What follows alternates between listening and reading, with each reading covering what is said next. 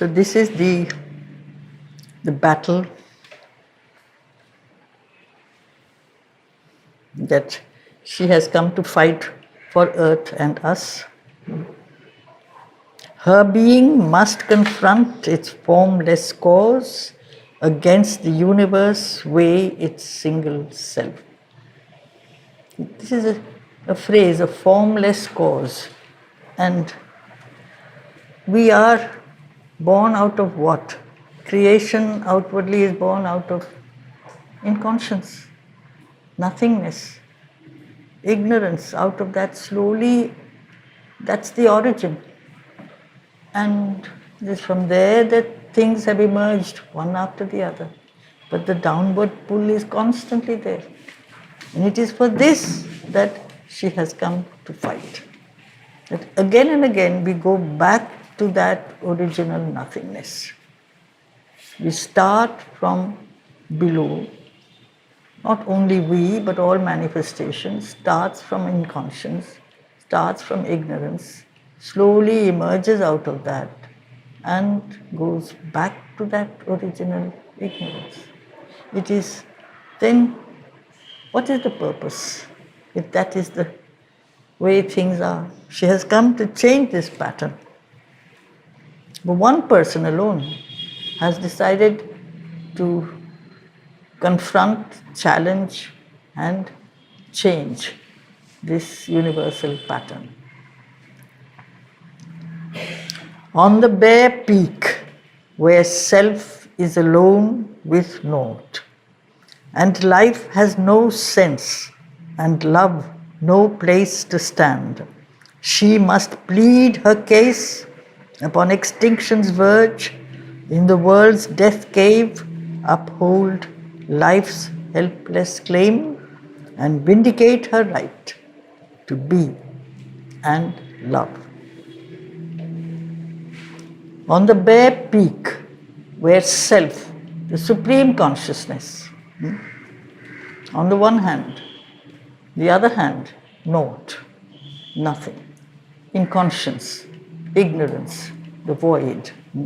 These are the two principles.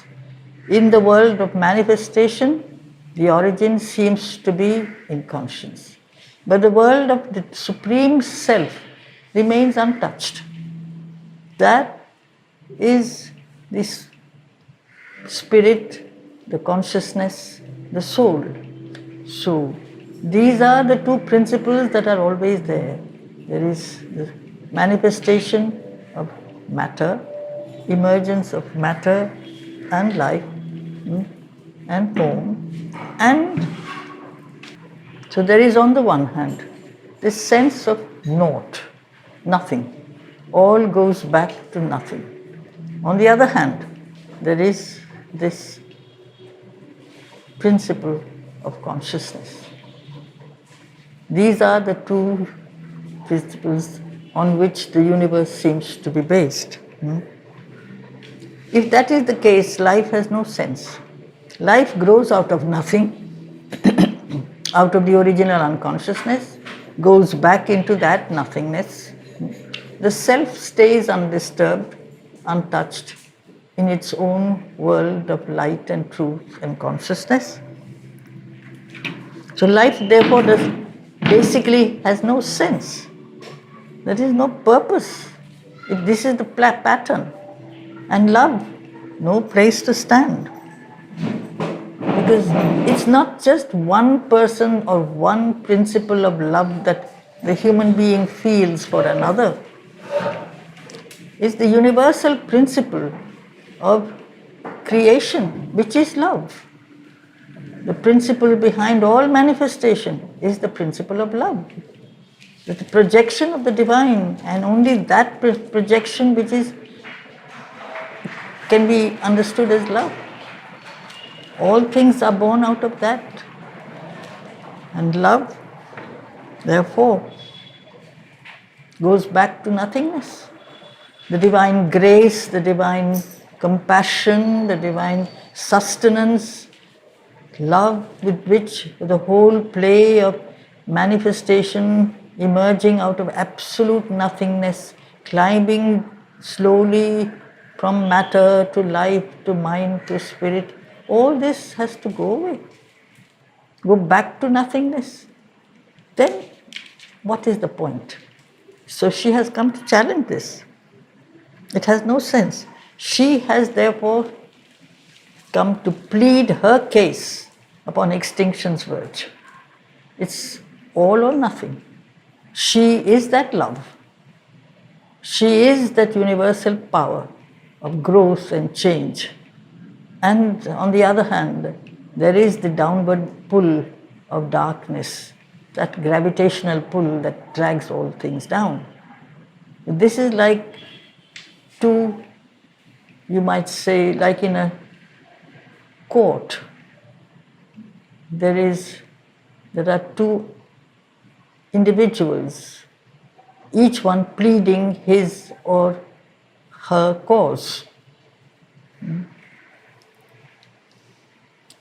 In the world's death cave, because if that love, that principle of manifestation, that grace seems to be all the time wiped off, cancelled, then it is a death cave.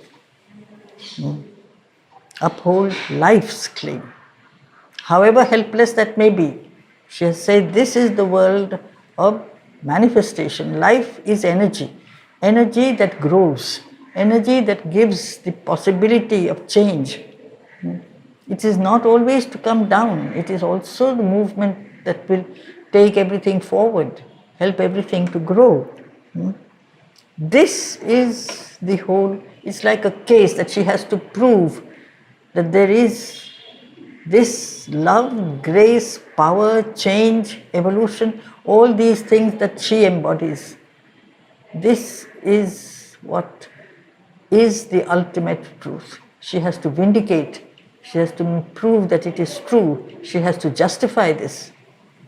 Otherwise, one has a sense of saying that everything goes back to nothing. So then why is this world created if it goes back again and again into nothingness? This is like a kind of a pointless circling that rises to fall, climbs up again to fall again. Can this circling, which is simply without, apparently purposeless, can it reveal a hidden purpose? This is what she has come to tell us. Altered must be nature's harsh economy. Nature's lower creation. Everything begins to end. We are there on earth. We spend our time, we spend our life, we spend our energy, then we're bankrupt, we go back to nothingness. We go back to nothingness. It's a very harsh law.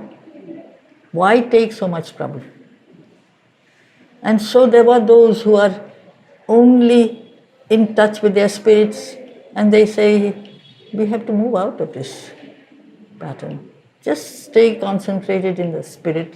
Let the external world of name and shape and form and manifestation, let them disappear.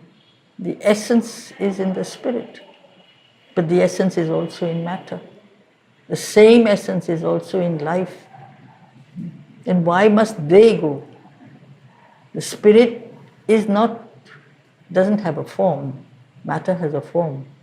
Life has an energy that manifests itself much more dynamically. Matter has energy too, but that energy is more, you might say, held back. In the world of life, that energy bursts out. From where does all that come? From the same source of the spirit. But if all this has to be wiped off and cancelled, and only remains simply the emptiness of nothingness. This has been the quest of many thinkers and yogis, including Shankara, including the Buddha. Return into the void, into the emptiness. There can be no pain, there can be no loss, but then there can be no anything else either. She has come to alter this harsh economy. Acquittance she must win from her past's bond.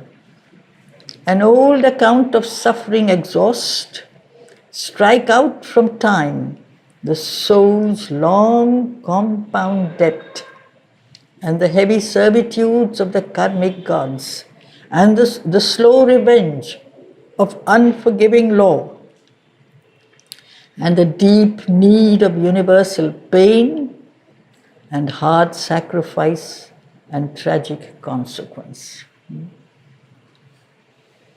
This is the whole essence of that harsh economy, that there is a continuous presence of the inconscience. There is a struggle to proceed forward out of that inconscience. But that struggle is not always successful. The power of the past ignorance is very strong. It drags us down. And it is as if you have to exhaust the account of suffering. Suffering is caused by the incapacity, the imperfection, the impurity, you might say the fact that the being is not aware that it is an expression of the divine. It is cut off from the divine. And it is the sense of separation, the sense of division, born out of ignorance and struggle to manifest that which essentially is at the core of all things, which is the delight of existence. Creation is born from delight, then why so much suffering? Because we are not one with that. We are cut off. It is this separation from the origin that is the cause of all our problems.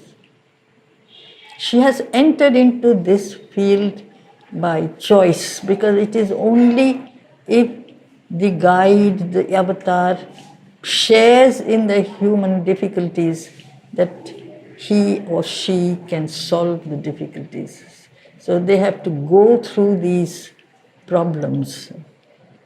So she is part of that. The past's bond, it is holding her down, because she is the force of manifestation too.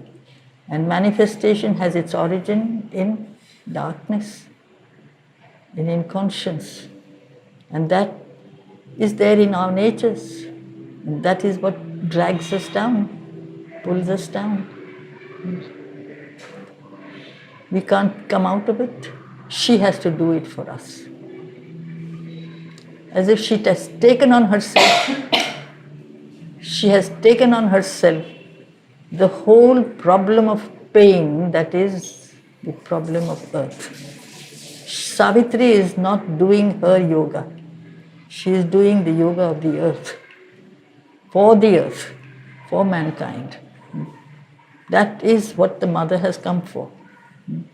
So, this is the whole, that she has taken on herself this load, because nobody else can do it except her. It's an old account. She has to wipe it off. But in order to wipe it off, she has to pay the price. That price is the extreme sacrifice. Every avatar comes down, it's an act of sacrifice. He doesn't need to. He can stay up. The divine being is perfect in his own world of light and divinity. But there is this aspect that comes down into the world of humanity and darkness and error and falsehood. That coming down is an act of extreme love. She comes down to help, to guide, to share in our difficulties. And this is so ancient, this darkness. It's an old account. We are tied to this ignorance absolutely from the beginning of manifestation. It doesn't let go, it stays with us. however hard we may try to go forward, it is there. You can try in your mind, you can try in your spirit is not darkened, your soul is never darkened, but it stays in the background. The mind tries to find its way. Life makes some effort to seek joy, to seek strength, to seek love. There's always loss at the end of it all. And the body accepts from the very beginning what is made will have to be unmade anyway. It cannot last. So this is the account of suffering, and the long compound debt, it increases all the time. It's not as if we pay the debt, it is as if we are piling up our difficulties, our ignorances. The further we advance, the more the mind moves forward, the more it realizes, it should realize how much there is to do, how incapable it is. It doesn't have all the knowledge and all the light. When the mind was not yet awake in life, that suffering, that struggle was less conscious. When the mind comes, that suffering becomes more conscious. That I have so many difficulties. In every plane and part and activity of my nature and being, it's there. The error is there, the imperfections are there, the weaknesses are there. How do I come out of it? They seem to multiply. It's like it becomes a compound debt. It increases. And the heavy servitudes of the karmic gods. We have to pay the price of our earlier. Today I want to change, let us say. Today I want to progress, I want to change, I want to break out of my present nature. But what about all my yesterdays? They are all there with me. I carry the baggage of the past. I can't throw it off. So this is the whole problem. That we can't just say, my life starts today. My life starts today, yes, but after a yesterday. And many yesterdays. And they have all of them the load of error and darkness, which I cannot deny exists. So even though today I may be full of true goodwill, I want to grow, I want to know, I want to progress, that load will drag me down sooner or later. This is the problem of karma. I carry that load. You say, I am a slave of karma. That which I have inherited, which is not only my actions, it is the whole race. Each man is the universal man. Each being contains in him the problems of the entire humanity. And the whole incapacity of man to totally come out of all the, you might say, bondage to darkness and imperfection, which the more you struggle, the more you realize how difficult it is. As in every case, the more you try to come out of some kind of difficulty, you realize that it is not easy.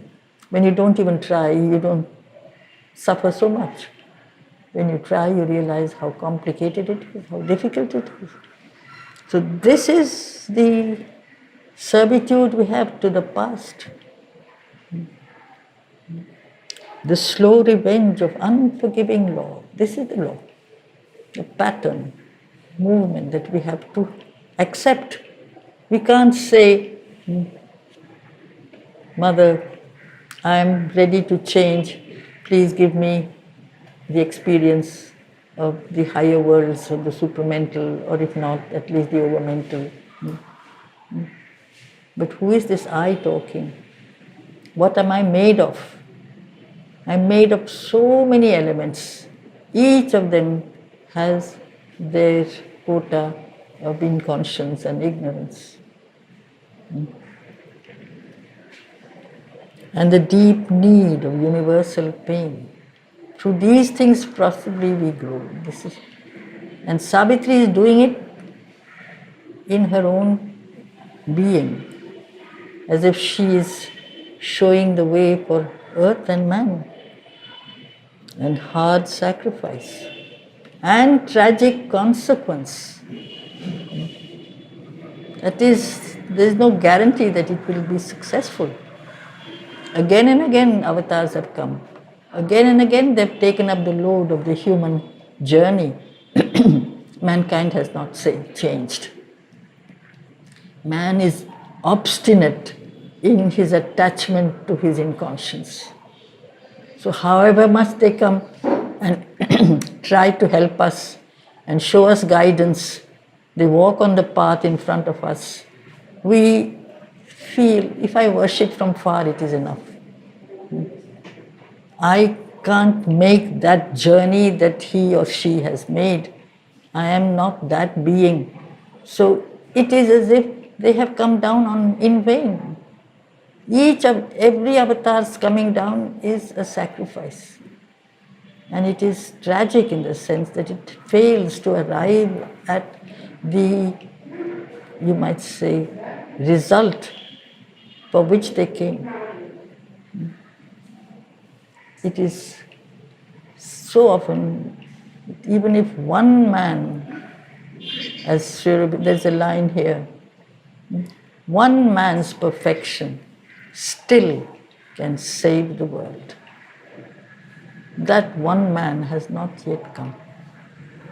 We are all tied to our imperfections.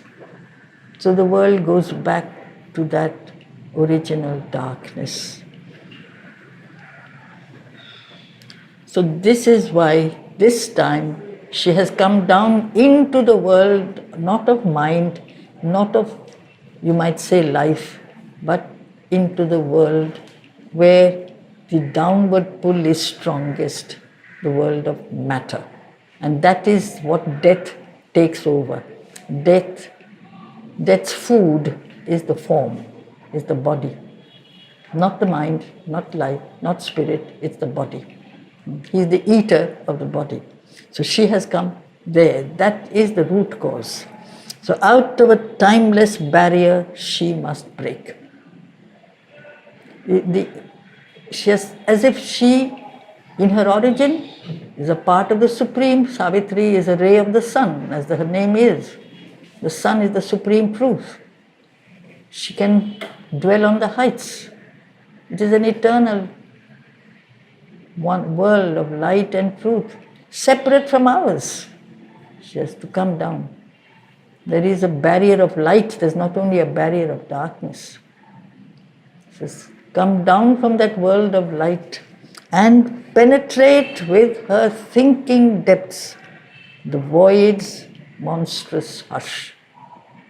Enter into the heart of darkness.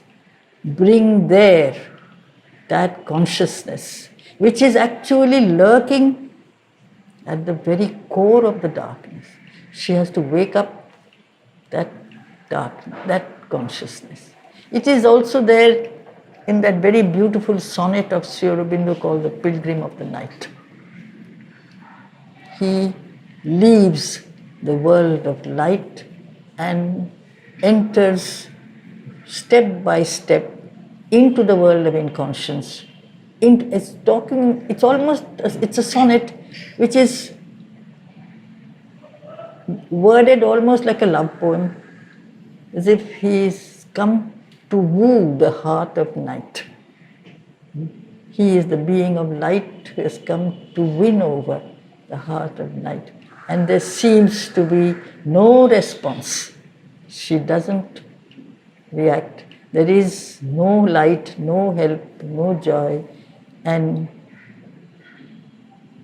yet I know, as he says, my footprints' track shall be a pathway towards immortality.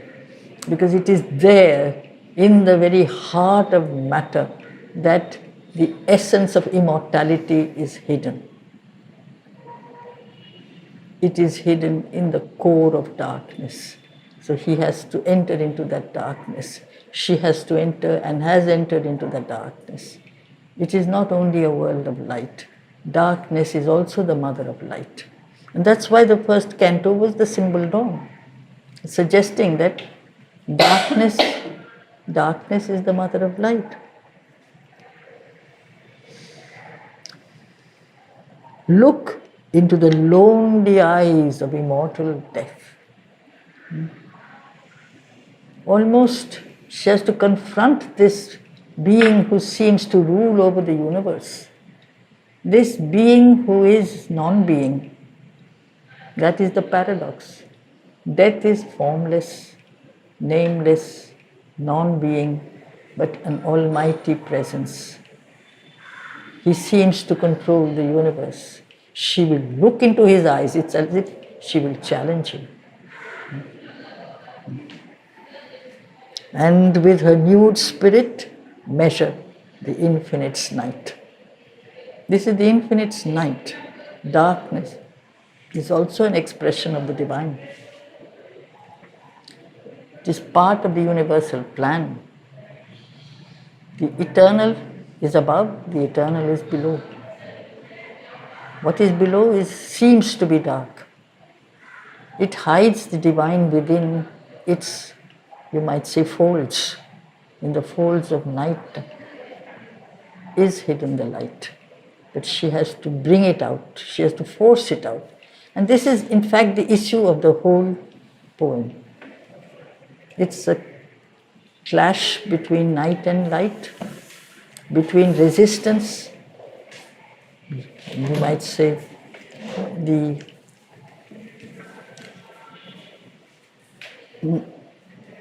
our acceptance of our mortality as being normal, as natural. This is what she has come to change. We are not sons of death, though we think we are. We are sons of immortality.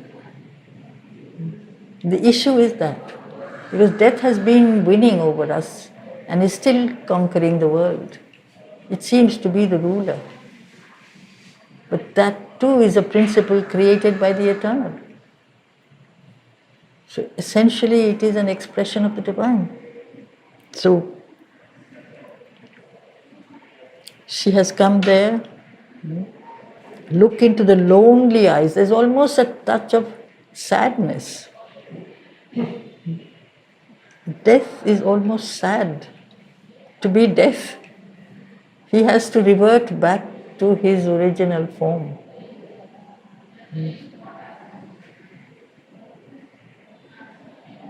And with her nude spirit, she has put on a form, but her spirit is untouched by the, you might say, influence of heaviness, dullness, darkness, all the things that are part of the world of matter. Measure. Here measure is challenge, to see who is stronger. The infinite's night. This is the main theme, the battle between Savitri and death. And now he takes back the thread of the narrative. The great and dolorous moment now was close. This is the last line of the previous canto that ended with the line, "This was the day when Satyavan must die." That day started gradually in a new dawn, a beautiful dawn, and then became a noon.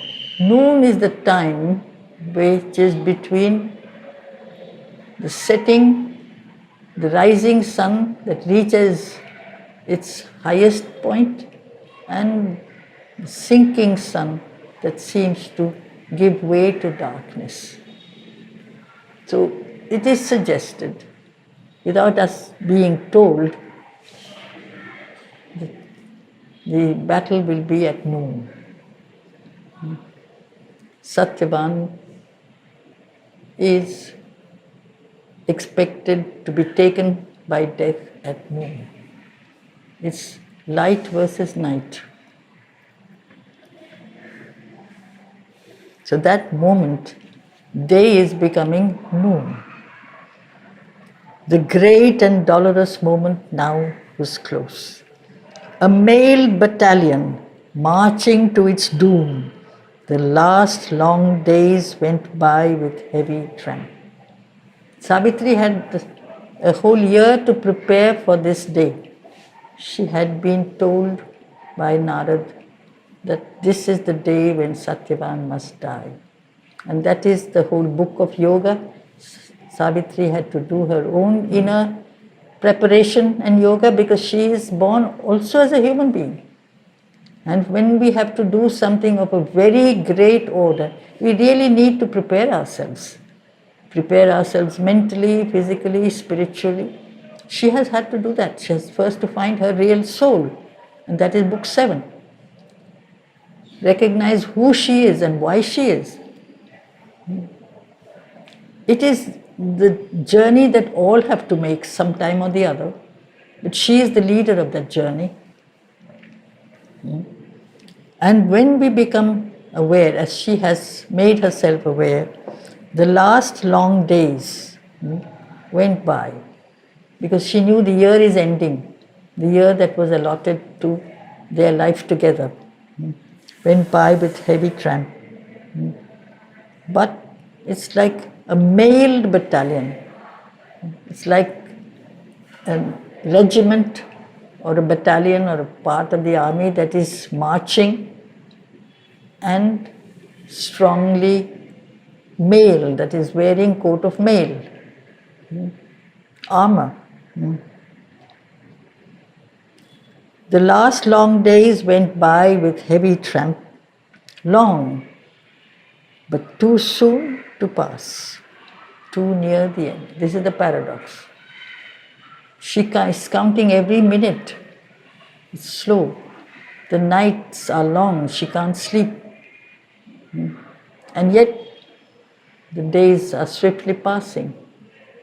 From a small book of time that she was given, each day was a page that had to be torn out.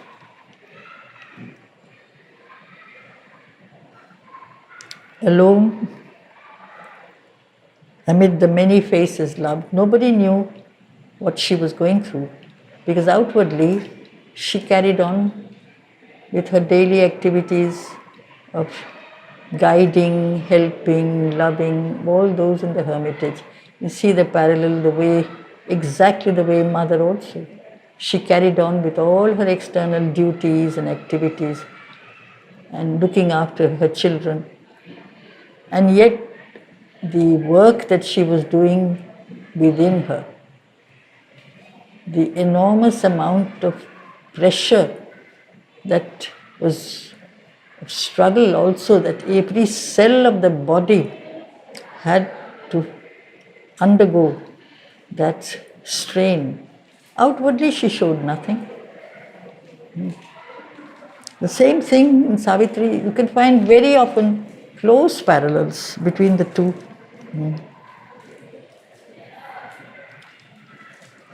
Aware among unknowing happy faces.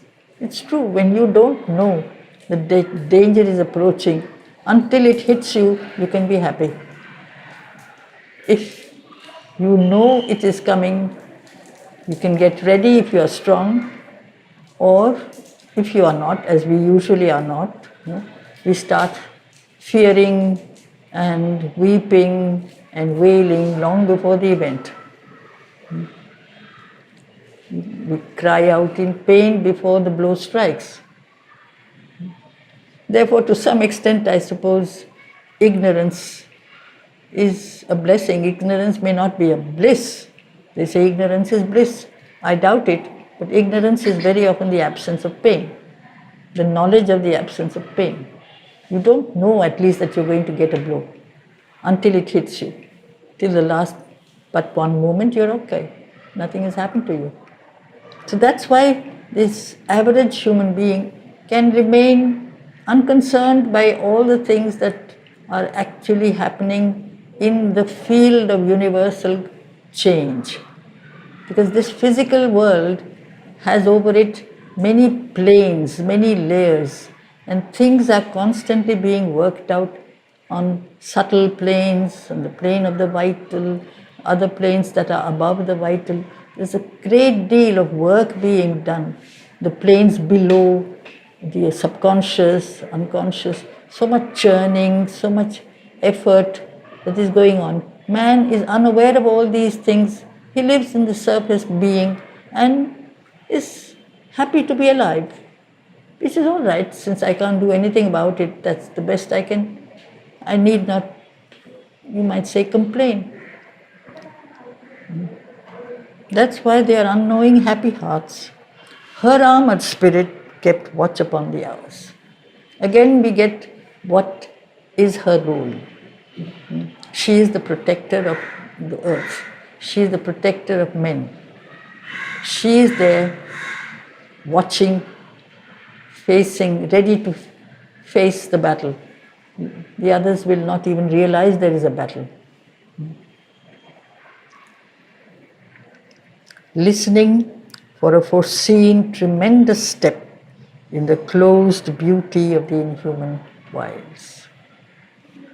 That tremendous force of destruction, of death, of taking away the play of, or stopping the play of evolution and change and growth of consciousness. Again and again, this is checked by that being who comes to drag man down. Like as you have in Book 10, the Leviathan that drags man down into the deep ocean of ignorance. The combatant in silent, dreadful lists, the world unknowing, for the world she stood. This is exactly, clearly told, what she has come for mankind, for the world.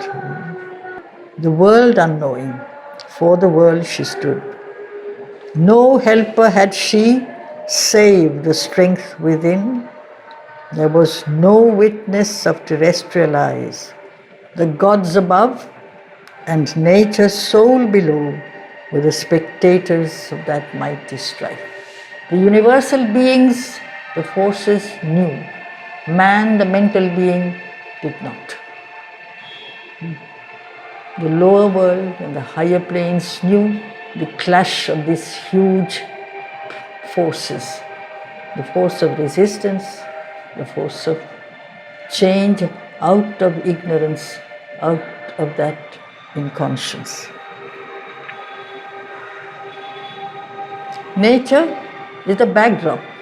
When there is a big event or a drama, and the characters of the drama are represented, this is typical in Indian tradition. I suppose in all theatre, you have to first describe the time and the place, which contribute to the nature also of the character. The sthan and the kal, which emphasize the nature of the characters, the patra. So here, the place is the inhuman wilds, wild forests, mountains, rivers, without any kind of ego, any kind of, you might say, fear. It's completely impartial, simply embodiments of existence. But there is another side to the mountain.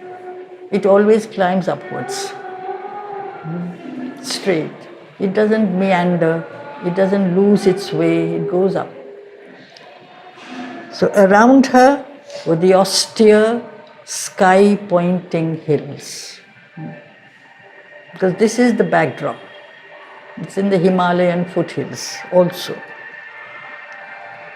And the green, murmurous, broad, deep-thoughted woods, the forests. But in nature there is always a consciousness.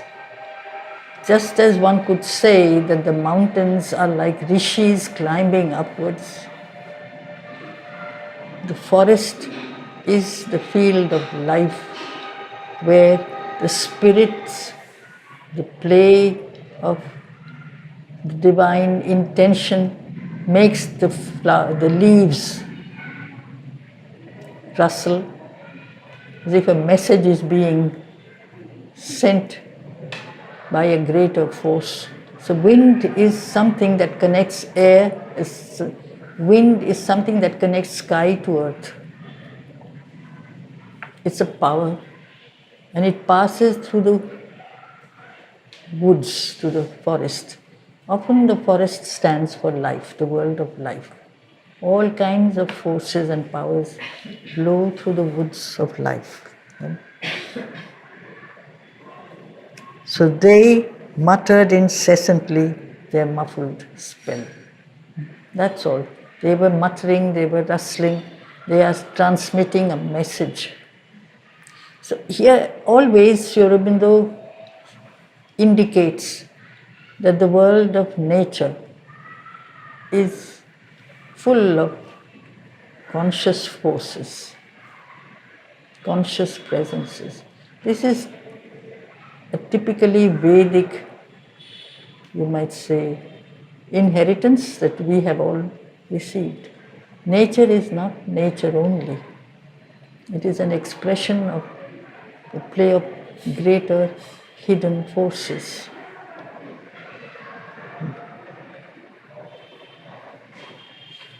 A dense, magnificent, broad, deep-thoughted woods.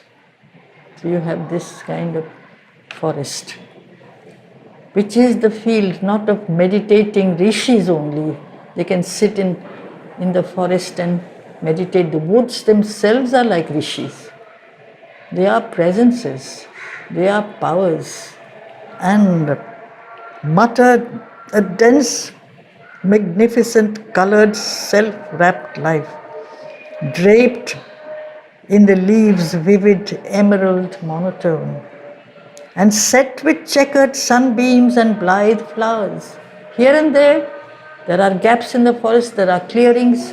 Where there is a clearing, there are flowers, there is a little patch of sunshine. Otherwise you have this dense greenery all around, just like life.